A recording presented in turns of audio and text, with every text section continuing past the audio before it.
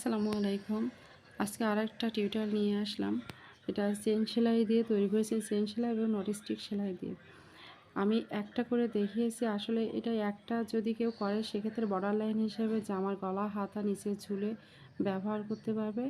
আর যদি কেউ বুকে ব্যবহার করতে চায়, বুকের ডিজাইন হিসেবে, সেই ক্ষেত্রে আমি যে দুইটা করে কাঁথা স্টিক সেলাই দিয়েছি, ঠিক ওই বরাবর ওই পাশে যে কোনো দুই পাশে আরেকটা করে চেন সেলাই দেবেন। মানে ঠিক এরকম একইভাবে সেলাই করে পুরো বুকটা যদি ভরাট করা হয়, যেখানে নট স্টিক সেলাই থাকবে, ঠিক নিচে যে ফাঁকা অংশ থাকবে ওই বরাবর দুই পাশে চেন সেলাই দিয়ে উঠিয়ে দিলে পুরো বুক ভরাট হয়ে গেলে ডিজাইনটা অনেক সুন্দর দেখাবে। আপনারা নিজেরা ট্রাই করবেন। কেউ একটা দিলে সেটা কাঁথায় দিতে পারবেন, ফ্রকে দিতে পারবেন। আর কেউ যদি পুরাটাই ভরাট করেন তাহলে একটা অসাধারণ ডিজাইন হয়ে যায়, একটা ভরাট ডিজাইন হয়ে যাবে। তো ভালো থাকবেন, সুস্থ থাকবেন। আল্লাহ হাফেজ।